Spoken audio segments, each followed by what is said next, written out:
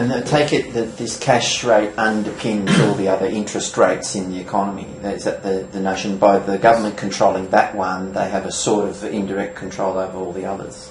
Well, they may or may not, but that overnight rate is going to be the lowest interest rate. It's the risk-free interest rate.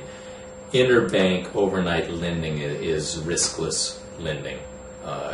When a bank lends reserves to another bank, it requires good collateral against it, and it's only overnight. The bank is not likely to fail overnight, to have its circumstances completely change in one night. So that's the risk-free interest rate.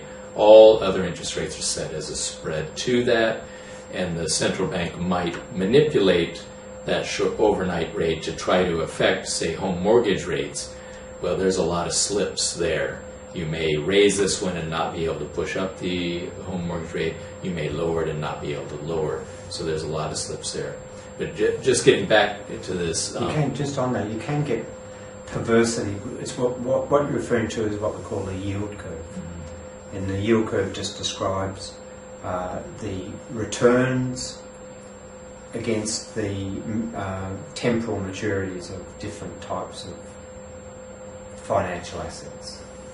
So short-term bonds, mortgage debt, long-term investment type debt. But you can get the perversity of the yield curve inverts. Mm. If you've got a central bank that's using monetary policy to push the short-term interest rate up, and that the investment community forms the view that there's going to be a massive deflation as a consequence of that, the spreads invert, and so it can be higher than the investment rates in financial circumstances. But getting back to the question of the central bank setting this, you might ask, what if the central bank decided they're not going to set it? Okay, well, in normal circumstances, and we can get to this later, most countries are going to run budget deficits, government budget deficits, which means that the government is going to be net crediting bank reserves. It's going to always be creating reserves. I already described why that will push the overnight interest rate down towards zero. So the implication of the central bank saying, well, we're not going to do anything. We don't care where it goes. We're going to leave it alone. Normally, the overnight rate would be zero if they did that. And that's why we say the natural interest rate actually is zero. If you did nothing, it would be zero. Now, it's not always going to be zero. If you get a financial crisis like we have now, where banks wouldn't lend to each other, they're scared to death that the other bank is going to go bankrupt by tomorrow, there's a massive run to liquidity toward the safest things you can have.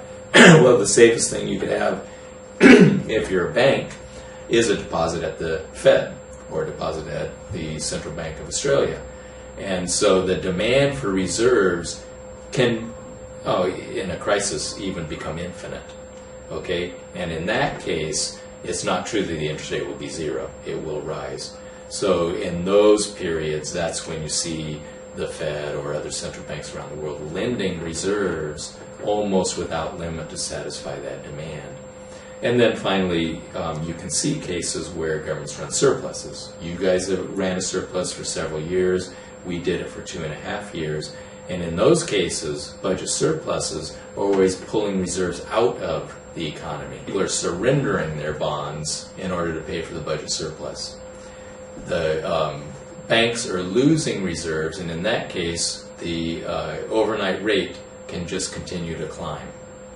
And so it's during budget surpluses or during financial crises that you really do need interventions of the Fed in order to hit a target, because zero won't be the natural rate during those periods.